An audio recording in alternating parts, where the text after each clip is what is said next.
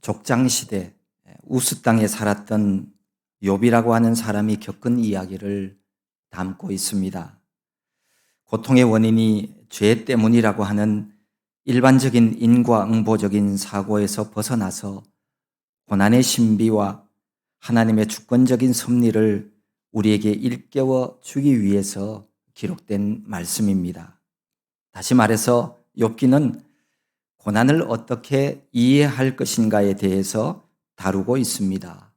그래서 욥기의 주제를 왜 의인이 고통을 당하는가라는 질문으로 표현하기도 합니다. 욥기 내용은 고난에 처한 욥과 그를 찾아온 세 친구들 간의 대화로 전개가 되어집니다. 욥의 친구들은 어려움을 당한 친구를 돕기 위해서 좋은 뜻으로 처음에 찾아왔습니다. 하지만 일방적이고 편협한 마음의 한계를 그들은 벗어나지 못했습니다. 그리고 마침내 그들의 대화를 다 들으신 하나님께서 말씀하시는 것으로 욥기는 끝을 맺고 있습니다. 욥의 고통 체험은 고난이 반드시 죄에 대한 징벌 때문도 아니고 하나님 앞에서 도덕적으로 선하다고 해서 그가 반드시 부와 성공을 누리는 것도 아니라고 하는 것을 보여주고 있습니다. 욥기는 한 개인의 신앙적인 체험을 통해서 우리에게 영적인 교훈을 줍니다. 의인의 고난, 하나님의 주권, 사탄의 제한된 힘, 그리고 하나님의 전적인 선하심, 이런 것들에 대해서 우리들에게 알게 해 주는 내용입니다. 어느 날 하나님께서 사탄에게 이렇게 말씀하십니다. 내 종 욥을 주의하여 보았느냐? 그와 같이 온전하고 정직하여 하나님을 경외하며 악에서 떠난 자는 세상에 없느니라.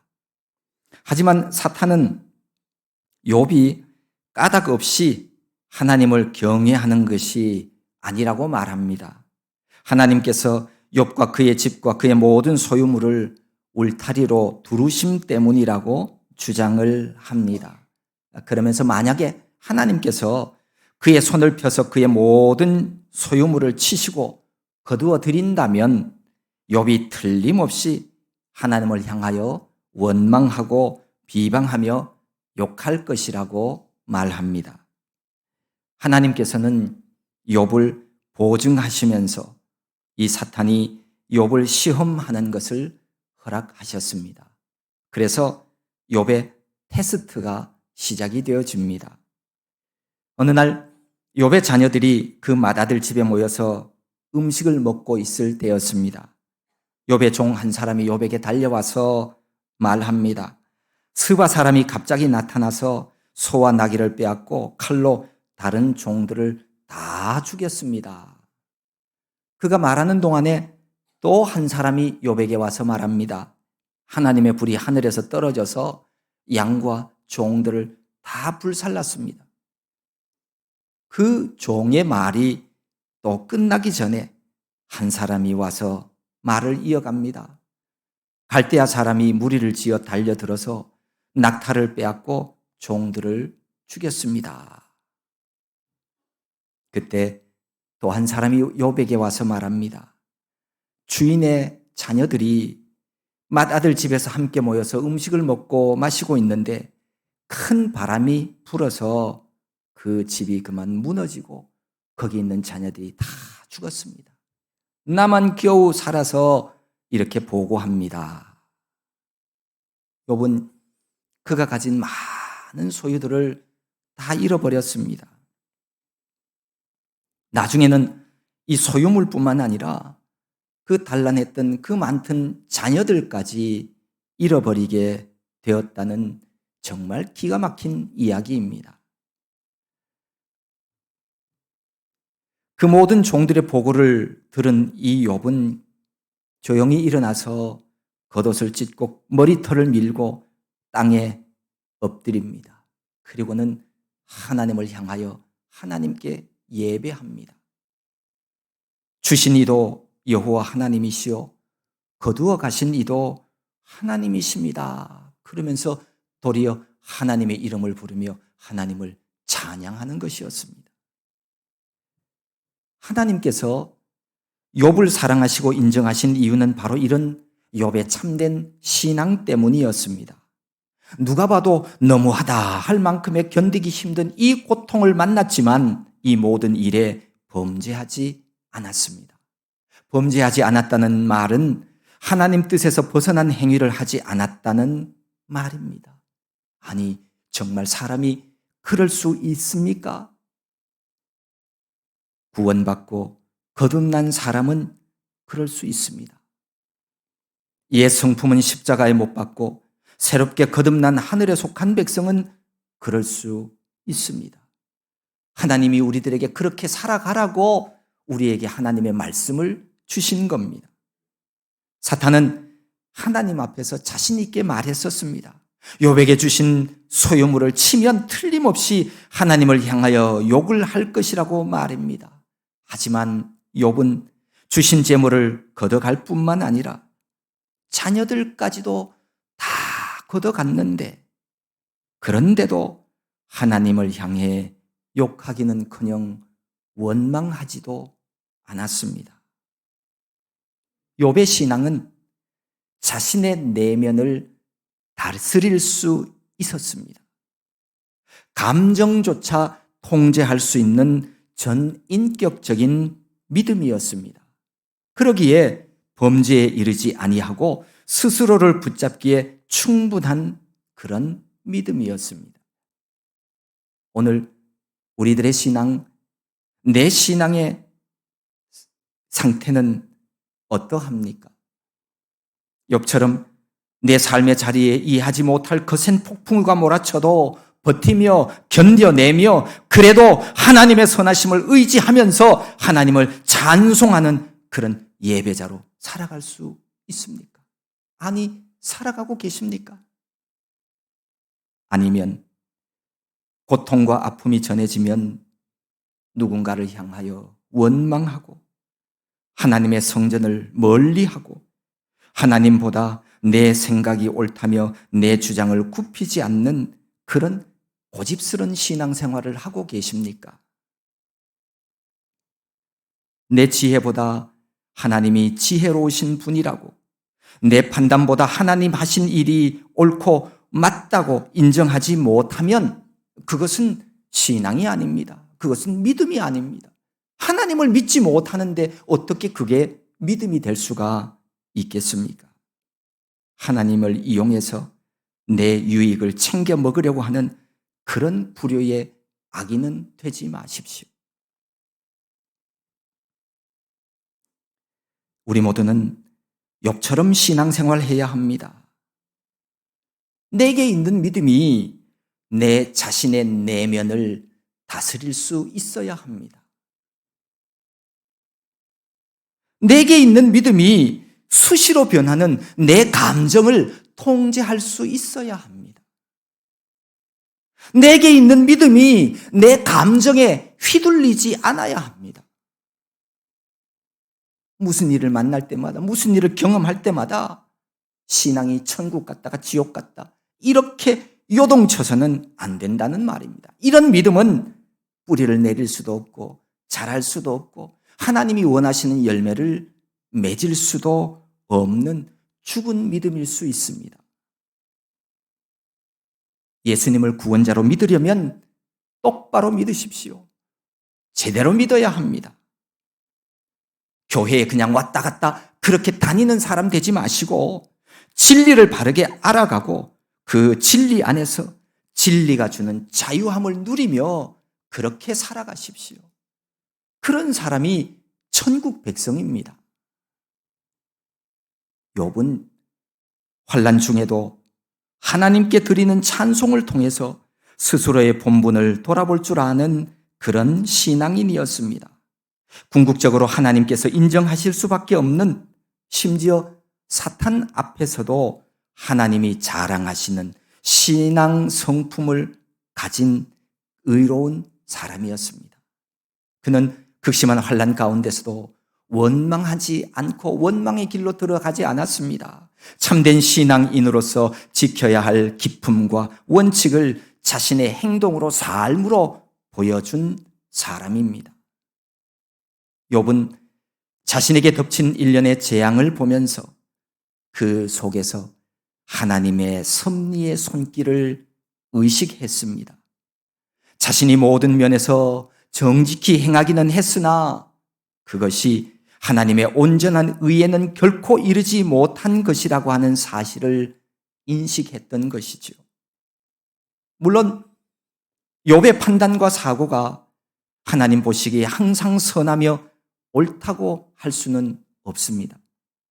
감히 타락한 어떤 인간이 하나님 앞에서 완전할 수가 있겠습니까?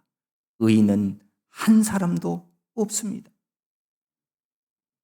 사실 갑작스런 재난 앞에서 욥은 머리털을 미는 행위를 했습니다. 이 행위는 당시 가나안과 또 메소포타미아 지역에서 널리 행해진 이방인들이 하는 풍속이었습니다. 하나님이 좋아하시는 행위가 아니었습니다. 물론 욥은 이방인들처럼 그 극심한 슬픔 속에서 자기 몸을 칼로 베거나 찢는 그런 일까지는 하지 않았습니다. 그러나 구약성경 레위기나 신명기 말씀은 머리 미는 행위를 엄격히 금하고 있습니다. 그런데 욥은 했어요. 사람이 하나님 앞에서 완전하지 않음을 하나님은 잘 아십니다. 완전하지는 않지만 하나님의 섭리를 이해하기 위해서 몸부림치는 사람의 그 노력을 하나님은 사랑하십니다. 그래서 하나님의 백성된 성도들은 주님이 주신 힘과 믿음으로 무슨 일을 만나든지 간에 끝까지 포기하지 않아야 합니다. 기도하며 몸부림치며 말씀 따라 살려고 하는 신앙 자세를 가져야 합니다. 하나님은 우리에게 그걸 요구하십니다. 우리가 스스로 좌절하고 낭망하여 포기하고 하나님을 향해서 등을 돌리지만 않는다면 하나님은 그 권능의 팔로 우리 모두를 구원해 주실 줄로 믿으시기 바랍니다. 온전하고 정직하여 하나님을 경외하며 악에서 떠난 욥은 말도 안 되는 고난 가운데서도 하나님을 향하여 범죄하지 않았습니다. 원망하지 않았습니다. 어떻게 하면 이런 신앙인이 되어 요동치 않는 믿음의 길을 걸어갈 수 있을까요? 물론 근본적으로는 사람이 무슨 행동을 어떤 일을 한다고 해서 이런 믿음이 되는 것은 아닙니다. 이런 믿음의 사람이 되는 것은 아닙니다. 믿음이란 하나님의 선물이기 때문에 하나님 주시는 은혜가 반드시 거기 있어야 하는 일입니다. 가능합니다. 그런데 이렇게 하나님께 원망하지 않고 어떤 경우에도 예배하며 살아가는 사람들이 가지고 있는 공통된 특징 하나가 있습니다. 그것은 바로 감사입니다. 감사의 마음을 가진 사람 속에는 결코 원망이라고 하는 녀석은 함께 있지 않습니다. 왜 자꾸만 원망과 불평이 내 입에서 튀어나오고 내 마음속에서 자라고 있는지 아십니까? 감사하지 않아서 그렇습니다. 하루에 100번 하나님께 감사해 보십시오. 어떤 시험 가운데서도 능히 이겨낼 수 있을 것입니다. 감사가 없으면 불평과 원망이 생겨나게 되어 있습니다. 빛이 어둠을 내어 쫓듯이 감사하는 마음이 있으면 온갖 종류의 원망들은 다 물러가게 되어 있습니다. 감사하는 성도가 되십시오. 내가 그리스도인임에도 불구하고 감사하지 못하는 이유는 뭘까요? 하나님 행하신 일들을 생각하지 않아서 그렇습니다. 사람에게 생각이라고 하는 것이 참 중요합니다. 그 사람이 무엇을 생각하고 있는가가 그 사람의 성품입니다. 신앙이고 인격입니다. 사람의 생각은 행동으로 나타나고 그 행동들이 모여서 습관이 되어지고 그 습관이 바로 그 한 사람의 일생을 만드는 겁니다. 사람이란 존재는 자기 생각대로 살아가는 존재입니다. 남이 아무리 뭐라고 하든 자기가 가진 생각대로만 살아갑니다. 그 사람이 그런 행동을 하는 것은 그런 생각을 가지고 있기 때문입니다. 또한 사람은 자기가 믿는 대로 믿는 만큼 행동하며 삽니다. 이렇게 보면 사람이 가진 생각이 곧 믿음이기도 합니다. 그래서 믿음은 보여지는 것입니다. 생각은 보이지 않지만 그것이 행동화되어서 겉으로 나타나면 누구나가 다 볼 수 있습니다. 생각을 잘 해야 합니다. 남들에게 잘 드러나지 않는다고 해서 아무 생각이나 해서는 안 됩니다. 내 안에 나쁜 생각이 머물러 있도록 해서는 안 됩니다. 그러면 언젠가는 반드시 이 나쁜 생각이 행동으로 옮겨지는 거예요. 성경에 보면 예수님께서 베드로에게 야단치는 장면이 나옵니다. 사탄아, 내 뒤로 물러가라. 너는 나를 넘어지게 하는 자로다. 왜 이렇게 베드로가 야단 맞았을까요? 그 이유를 주님은 그 뒤에서 말씀하셨죠. 내가 하나님의 일을 생각하지 아니하고 도리어 사람의 일을 생각하는도다. 구원받은 성도들은 하나님의 일을 생각해야지 사람의 일을 생각하며 살아서는 안 됩니다. 성도는 이 땅에 발을 딛고 살아가고 있지만 이 세상에 속한 사람들이 아니에요. 하늘에 속한 사람들입니다. 우리는 이 세상 잠깐 있다가 사라지고 썩어지고 마는 이 세상에 속한 자가 아니란 말입니다. 영원토록 낡아지지 아니하고 없어지지 아니하는 하나님의 나라를 유업으로 받을 하나님의 자녀들입니다. 그래서 예수님은 이렇게 말씀하십니다. 그러므로 너희도 준비하고 있으라. 생각하지 않은 때에 인자가 오리라. 하나님의 나라를 생각하며 준비하고 있어야 합니다. 그런데 이 세상의 마음을 빼앗겨서 천국을 잊어버리고 생각하지 않고 있으면 안 된다는 겁니다. 그랬다가는 마지막 날에 정말로 불쌍하고 안타까운 자가 되고 만다는 그런 말씀입니다. 여러분, 우리가 이 땅의 삶을 열심히 사는 건 좋아요. 그런데 아무리 우리의 생활이 바쁘더라도 하나님의 일은 생각하며 삽시다. 주님이 다시 오신다는 생각하면서 준비하고 있어야 합니다. 만약에 주님 오신다는 생각이나 하나님의 일을 생각하지 못할 정도로 바쁘게 살아가고 있다면 그건 죄악일 수 있습니다. 바쁘다고 그게 다 좋은 거 아니에요.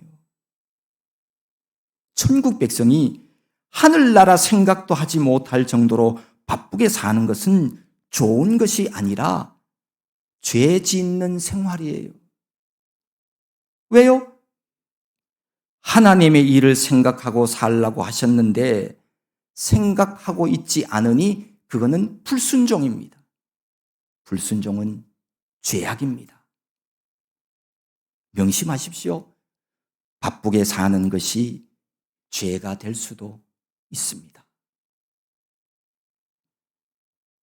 지난주에도 고속도로로 달린 적이 있는데 고속도로에서 그런 문구가 눈에 들어오더군요.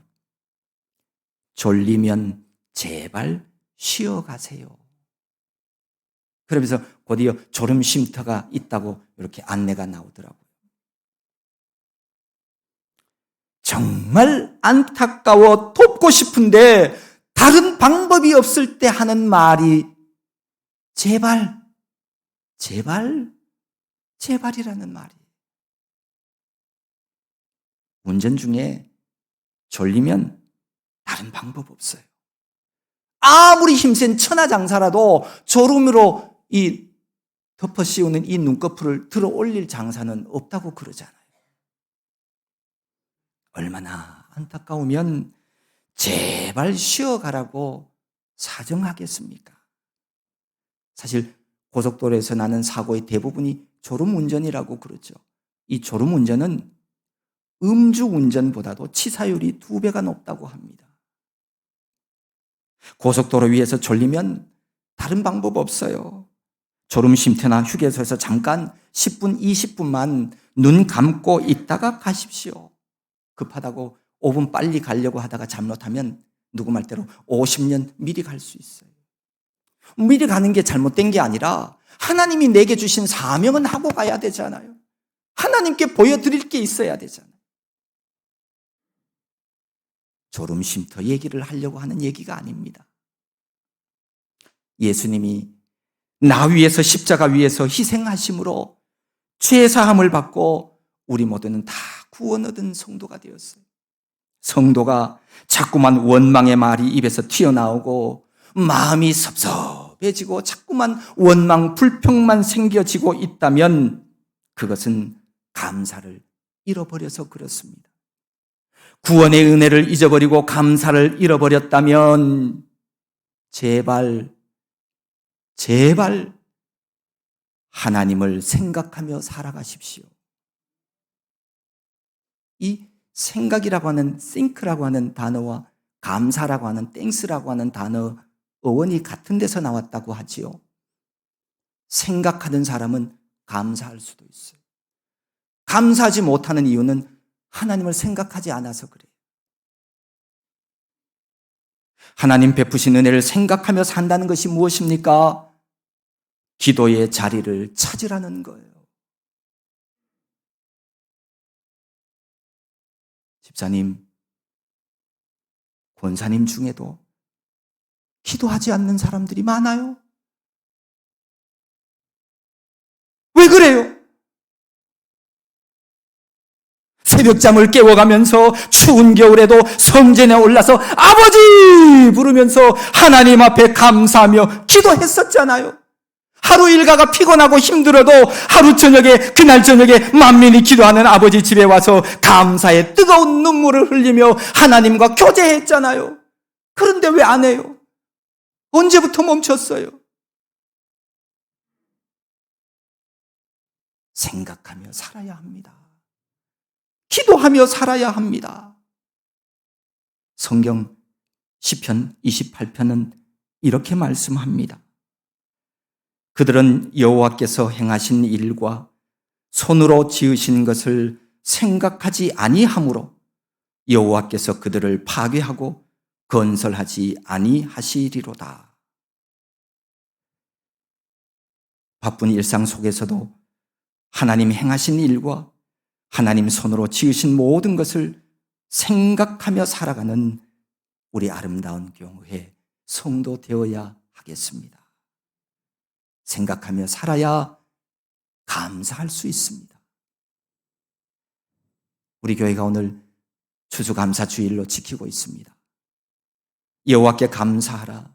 그는 선하시며 그 인자하심이 영원하미로다. 농사를 지어펴 추수하는 농부는 아니지만 한 해 동안도 수고함으로 거둬들이고 추수한 모든 것들에 대해서 하나님께 감사하는 절기입니다. 어떤 사람은 이렇게 말하는 이가 있어요.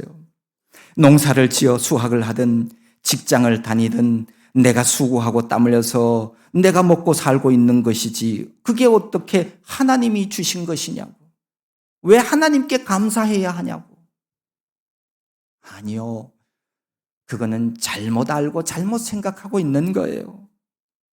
하나님이 비를 내리시고 햇볕을 주셔야 합니다. 내게 생명을 허락해 주셨기에 감사하는 것이 맞습니다. 내가 수고한 것 같고 내가 음식을 먹어서 살아있는 것 같지만 사실은 그게 다가 아니에요. 내가 코로 숨을 들이키고 숨을 내뱉고 내 심장이 뛰고 내 몸에 있는 12만 킬로미터나 되는 그 혈관 속에 피들이 멈추지 않고 돌아가는 이 모든 것은 내가 하는 게 아니에요. 하나님 은혜 베풀지 않으면 누구도 지금 살아있을 수 없습니다. 그래서 세상 만물의 주인이요 생명의 주인이신 하나님 앞에 감사해야 합니다. 하나님께 감사하는 신앙을 가진 자만이 오늘 욥처럼 연단의 풀무불 속에서도 승리할 수 있습니다. 욥기를 통해서 알게 해주는 고난의 신비가 있습니다. 고난은 우리가 더욱 하나님을 찾고 부르짖으며 그 앞에 엎드리게 한다는 사실입니다. 결국 고난을 통해 하나님과 가까워질 수 있음을 깨닫게 되는 것입니다. 나에게 고난이 요 근래에 없었다면 어떻게 보면 하나님과 저만큼 멀어진 자예요. 고난이 있었음에도 불구하고 하나님 앞에 가까이 오지 않았다면 그는 정말 희망 없는 사람이 될 수도 있어요. 그래서 성경 시편 119편은 고난당하는 것이 내게 유익이라 이렇게 말씀하고 있습니다. 고난은 우리에게 힘들지만 우리에게 유익한 것입니다. 고난이 사람을 유익하게 하는 것임을 우리를 지으신 하나님은 누구보다도 잘 알고 계십니다. 그래서 사랑하는 욥에게도 시험을 허락하신 겁니다. 하나님은 자신이 창조하신 인간의 성품을 이해하십니다. 그리고 자비와 긍휼을 헤아려 사랑해 주시는 분이십니다. 이렇게 하나님 사랑 아니면 살아갈 수 없는 자로 우리를 부르시고 찾으시는 주권적인 섭리 앞에 우리 모두가 다 겸손한 한 사람으로 하나님 앞에서 살아가야 하겠습니다. 욥이 원망하지 않았다는 말은 감사하며 살았다는 또 다른 의미입니다. 선하신 하나님 은혜와 은총 안에서 원망과 불평 없이 하나님 베푸시는 참된 평안을 누리며 이 땅에 하나님이 주신 삶을 살아가는 저와 여러분 모두가 될 수 있기를 소망합니다.